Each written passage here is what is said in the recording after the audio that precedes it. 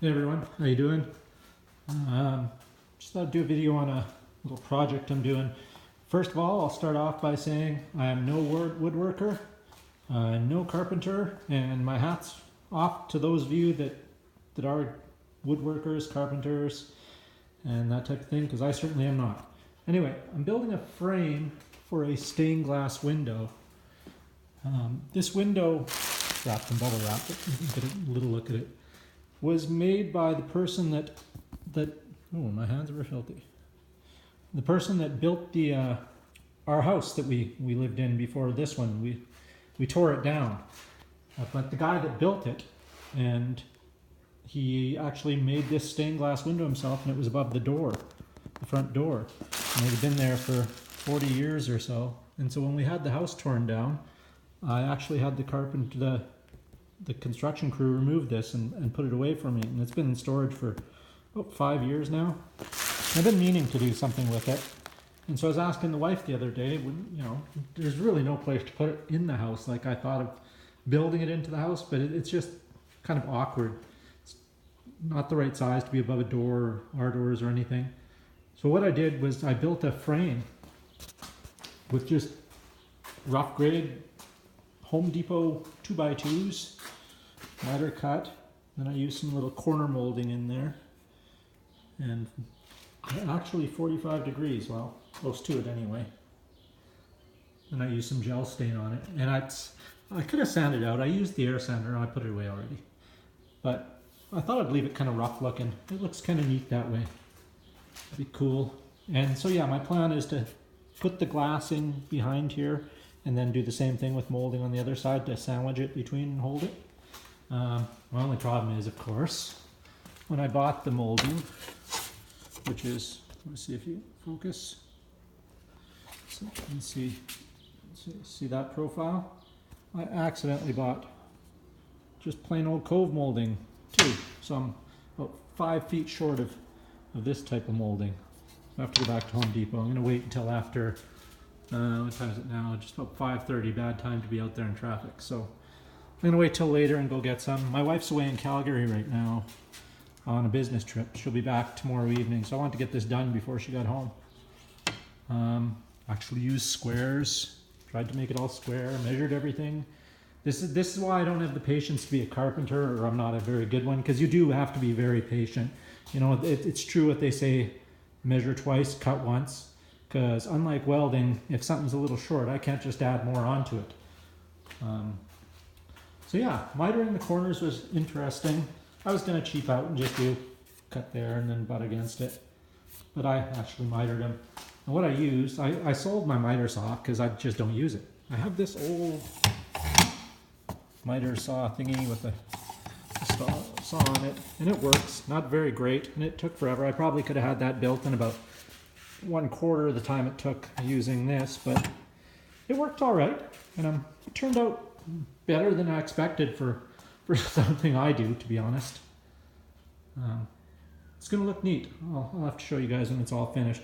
What we plan to do is to take it once it's mounted in there, and then put some hooks in the end and some hooks in the window frame.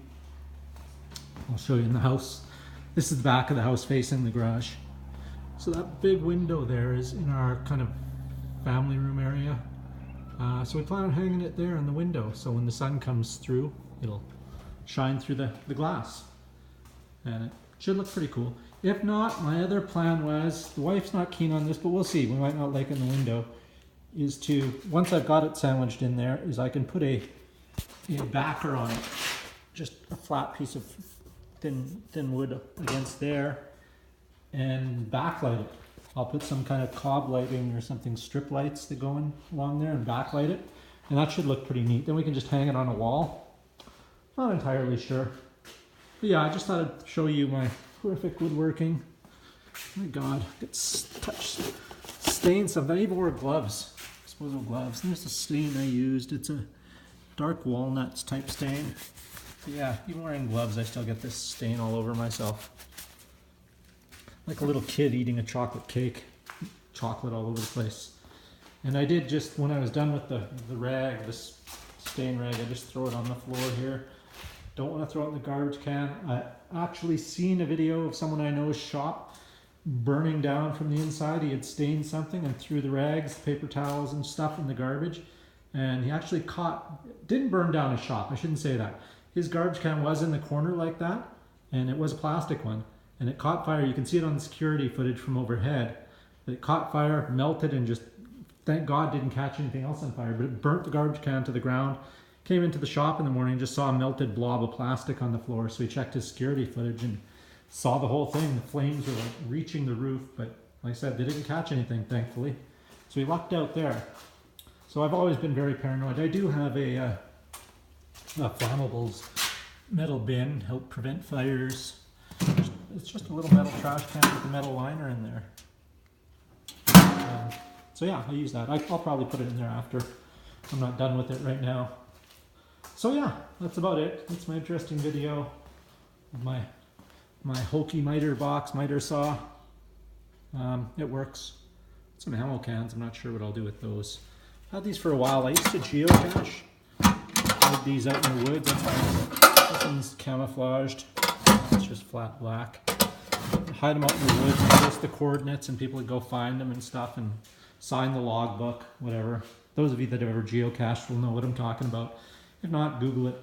Why does this look? It's just the way it's sitting on the sawhorse that it looks all warped. But it's actually very square. I made sure everything was perfectly square, which I never do. Everything I make always comes out looking like the spice rack that Homer Simpson built Marge. But this came out not bad. So I could have sanded all these rough saw marks out, but I decided to leave them. Just kind of makes it look a little interesting. Neat. Anyway, so yeah, just thought I'd show off my carpentry skills for you all. Hope you're having a good week, midweek. It's Wednesday. I wasn't at work today.